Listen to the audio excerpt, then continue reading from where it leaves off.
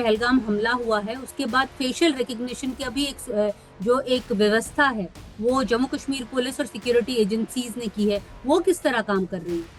तो वो लोगों का उसमें जितने भी सस्पेक्ट हैं उनका डाटा है और वो रीड करता है। अमूमन एक यात्री कितने दिनों में ये यात्रा पूरी कर लेता है और कितनी चढ़ाई है?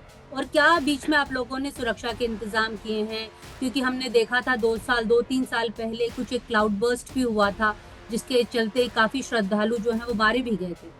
एक नेचुरल कालामिटी जियोग्राफिकल फैक्टर जो है एक बहुत बड़ा फैक्टर है। पिछली बार भी कई बार यात्रियों का नुकसान हुआ था। इस बार जितने भी सिक्योरिटी एजेंसी है, एसडीआरएफ है, जेएनके पुलिस है, बीएसएफ है और सीआरपीएफ का एक dedicated MRT mountain rescue team हम लोगों ने तैनात किया है। अमरनाथ की जो पावन यात्रा है वो जुलाई 3 से शुरू होने जा रही है। इस बार जो ये यात्रा है वो 38 दिन की होने वाली है और काफी सिक्योरिटी चैलेंजेस के मद्देनजर ये यात्रा जो है वो होने वाली है।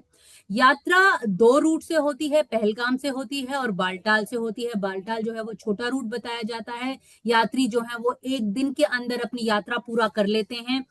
हम समझते हैं बालटाल की क्या खासियत है इस यात्रा को करने के लिए और वहां उस रूट में क्या क्या चैलेंजेस हैं। हमारे साथ जुड़ रहे हैं सुधीर कुमार जी, जो डीआईजी नॉर्थ है श्रीनगर और जॉइंट नोडल ऑफिसर हैं इस बार अमरनाथ यात्रा के, और ये बालटाल एक्सेस के लिए जिम्मेदार हैं। पिछले साल भी इन्होंने ये यात्रा करवाई थी। तो नमस्कार सर, इंडियन एक्सप्रेस नमस्कार से बात नीता जी। करने के लिए। तो आप बताइए कि इस बार क्या चैलेंजेस हैं यात्रा को लेकर, क्योंकि इस बार पहलगाम भी हो चुका है और उसके बाद ये यात्रा हो रही है। नीता जी, जैसे आपको मालूम है कि लास्ट ईयर हम्म। की तुलना में इस बार कई तरह का चैलेंजेस है हम्म। और लास्ट ईयर से इस बार काफी इम्प्रूवमेंट किया गया है।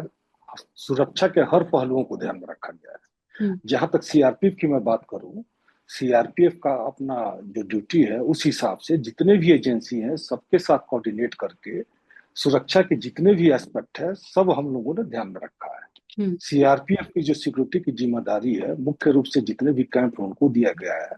हम्म। इसके अलावा आरओपी में कुछ सेक्टर दिए गए हैं। कन्वाई प्रोटेक्शन जो यात्रियों को लाना है जेएनके पुलिस के साथ सीआरपीएफ उसको निभाएगी और सीआरपीएफ तो प्रतिबद्ध है कि ये ड्यूटी अच्छे से करेगी और सीआरपीएफ के पार्ट से हर जगह हर जवान मुस्तैद है। बिल्कुल सर, ये जैसे जो यात्रा के जो आज श्रद्धालु हैं वो पहला जत्था जो है वो जम्मू से स्टार्ट होने वाला है बुधवार को। तो उसके मद्देनजर ये लोग कहाँ जाएंगे, थोड़ा हमें बताएं कि अगर जैसे मैं एक यात्री हूँ और मैं यात्रा करना चाहती हूँ तो मैं कहाँ आऊं और कैसे अपने आप को रजिस्टर करूं, कुछ इस बारे में आप अगर बता पाए। नेताजी, इसमें यह है कि जम्मू में भगवती नगर कैंप है जहाँ यात्रियों के लिए है। वहाँ यात्री रिपोर्ट करते हैं, वहीं रजिस्ट्रेशन होता है हम्म। और वहीं से प्रोसेस करके उनको बस में या गाड़ियों में जिसमें आना चाहते हैं उसमें हम्म। बैठा के पूरा सिक्योरिटी के साथ इनको हम्म। बालटाल पहुंचाया जाता है। हम्म। बालटाल आने के बाद ये अपना जिनका रजिस्ट्रेशन हो चुका है अगर आरएफआईडी लेना चाहते हैं तो बालटाल एक्सिस पे लेंगे और कैंप के अंदर थॉरो चेक करके फ्रीज करके आइडेंटिटी के साथ उनको भेज दिया जाता है, हम्म। जहां उनके रहने की खाने की हर तरह की व्यवस्था होती है। हर बेसिक सुविधाएं हैं वहाँ। वहां के बाद वो अपने प्लान के अनुसार जिस दिन रजिस्ट्रेशन होता है उस दिन अपना यात्रा वहां से पैदल शुरू करते हैं। सर, जैसे आपने अभी जिक्र किया आरएफआईडी जो है वो दिया जाएगा हर एक यात्री को, तो अमूमन एक यात्री कितने दिनों में ये यात्रा पूरी कर लेता है और कितनी चढ़ाई है? और क्या बीच में आप लोगों ने सुरक्षा के इंतजाम किए हैं? क्योंकि हमने देखा था 2-3 साल पहले कुछ एक क्लाउड बर्स्ट भी हुआ था, जिसके चलते काफी श्रद्धालु जो है वो मारे भी गए थे। एक नेचुरल कालामिटी जियोग्राफिकल फैक्टर जो है एक बहुत बड़ा फैक्टर है। हम्म। पिछली बार भी कई बार यात्रियों का नुकसान हुआ था। हम्म। इस बार जितने भी सिक्योरिटी एजेंसी हैं, एसडीआरएफ है, जेएनके पुलिस है, बीएसएफ है और सीआरपीएफ का एक dedicated MRT mountain rescue team हम लोगों ने तैनात किया है, हम्म। जो ऑलरेडी पूरी तरह से प्रोफेशनली ट्रेंड है और उनको इस बार विशेष तौर पर ट्रेनिंग दिया गया है। हम्म। लेटेस्ट इक्विपमेंट के साथ उनको प्रिपेयर किया गया है और वो कहीं भी किसी तरह का कंटीजेंसी आएगा तो बाकी जो एमआरटी है उनसे मिलजुल के काम करेंगे और लोगों को मदद पहुंचाने के लिए हमेशा तैयार रहे हैं। अगर बात करें पिछली साल की तो सीआरपी की जो एमआरटी थी उन्होंने 13,000 लोगों को मदद पहुंचाई थी हम्म। और इस बार हमने उस पर भी विशेष ध्यान दिया है। तो इस चीज को हम लोग सीआरपीएफ की तरफ से कटर की पूरी व्यवस्था है। सर एक यात्री अमूमन कितनी देर में ये यात्रा बाल्टाल एक्सिस से पूरी कर लेता है, और उसको जैसे जो RFID दिया जाता है उसको मैप कैसे किया जाता है? यहाँ RFID रीडर रहता है, हम्म। हर जगह उसको स्टेब्लिश किया गया है और उससे मालूम होता है, इनफैक्ट यात्रियों का पोजीशन भी मालूम हो जाता है। हम्म। तो हम्म। यहाँ से बालटाल से अमरनाथ गुफा लगभग 14 किलोमीटर है। यहाँ से 2 किलोमीटर डोमेन एक्सिस है, जहाँ से इनकी यात्रा शुरुआत होती है, पहाड़ी शुरुआत होती है। हम्म। और अमरनाथ गुफा जो है और बाल्टाल एक्सिस है, ये टफ है, इसका हाइट काफी है। और हम्म। 14 किलोमीटर में आप ग्रेडियंट देखेंगे तो हम्म। लगभग 1100 मीटर ग्रेडियंट है। हम्म। तो यहाँ से अमूमन ये फिटनेस पे डिपेंड है, कौन कितने देर में यात्रा पूरा करता है। हम्म। जनरली एक अमूमन यात्री 5 से 6 घंटा लेते हैं ऊपर पहुंचने में। अच्छा। इतना ही टाइम वहां से नीचे आने में। इसमें कई तरह का जो चैलेंजेज आता है, जिसमें ऑक्सीजन का कमी है, कम्युटाइजेशन की कमी है, हम्म। ये है। तो डिफिकल्ट यात्रा है, लेकिन हर जगह व्यवस्था किया गया है। श्राइन बोर्ड की तरफ से भी रास्ते पर हर तरह की सुविधाएं हैं, यात्रियों को कोई दिक्कत का हर चीज का ध्यान रखा गया है। ऑक्सीजन की कमी हो, जैसे कि अभी आप बता रहे हैं कि मैंने भी यात्रा जो है 3 बार की है, तो हालांकि मुझे तो जरूरत नहीं पड़ी, लेकिन ऑक्सीजन की कमी होती है और जो वेदर है वो एकदम बदल भी जाता है। तो इसके मद्देनजर ऑक्सीजन को लेकर क्या इंतजाम किए गए हैं? क्योंकि मैंने देखा था जब लास्ट टाइम मैंने की थी तो मेडिकल कैंप्स भी हर जगह जो है थोड़ी थोड़ी दूर पे लगाए हुए थे। सेम व्यवस्था है, पिछली हम्म। बार की तरह के तुलना में इस बार और अधिक व्यवस्था किया गया है। हम्म। जो MRT टीम है, उनको पोर्टेबल ऑक्सीजन सिलेंडर भी दिया गया है। हम्म। तो इस जो आपने पिछली बार देखा है उससे अच्छा सुविधा मिलेगा। और ट्रैक में भी काफी सुधार हुआ है। हाँ। ट्रैक की अगर हम बात करें सर, हमने सुना था कि इस बार जो बॉर्डर रोड ऑर्गेनाइजेशन है उसने पूरी सड़क जो है वो ऊपर तक बना दी है, ये क्या बात सही है? हाँ, गाड़ियां जाती हैं लेकिन इमरजेंसी में जाती हैं। तो पूरी जैसे कुछ गुफा तक जा कंस्ट्रक्शन हो पाती रहा हैं? है, इट डिपेंड्स ऑन वेदर। अगर अच्छा। वेदर खराब होता है तो कभी डिस्टरबेंस होती है, लेकिन अगर वेदर ठीक है तो इमरजेंसी में पिछली बार छोटा छोटा एम्बुलेंस भी रखा गया था, हम्म। तो इमरजेंसी में जा सकती है। और वो कितना टाइम लेती है? मतलब अगर जैसे बाय रोड ही अगर मैं मतलब जैसे कोई इमरजेंसी हो तो कितना समय लेती है गुफा तक पहुंचने के लिए? अमूमन 1 घंटा से 1.5 घंटा के बीच में पहुंच जाती है। लेकिन उसमें हम्म। भी क्या होता है कि घोड़े वाले चलते रहते हैं, अच्छा। आम पब्लिक रहती है, जिससे थोड़ा टाइम बढ़ या घट सकता है। और सर हमने ये भी देखा था कि जो यात्री हैं क्योंकि ये पहलगाम हमला हुआ है उसके बाद फेशियल रिकग्निशन की अभी एक जो एक व्यवस्था है वो जम्मू कश्मीर पुलिस और सिक्योरिटी एजेंसीज ने की है, वो किस तरह काम कर रही है?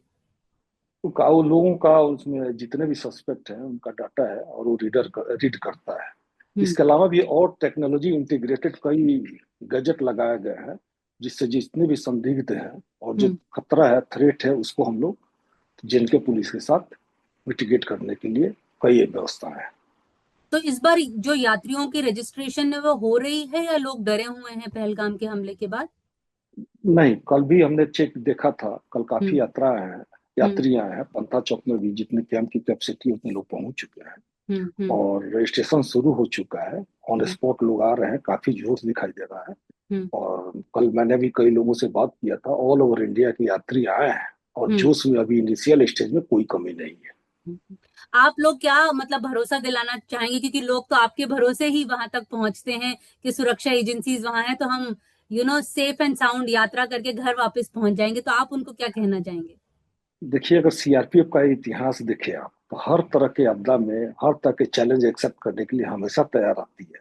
हम्म। और आप देखेंगे कि हम लोग यात्रियों को हर जगह मदद कर रहे हैं, हम्म। पहले भी करते आए हैं और अभी भी मैं आश्वस्त करना चाहता हूं कि जहां भी आपको CRPF की जरूरत पड़े, लोग खड़े मिले, वहां मदद करेंगे।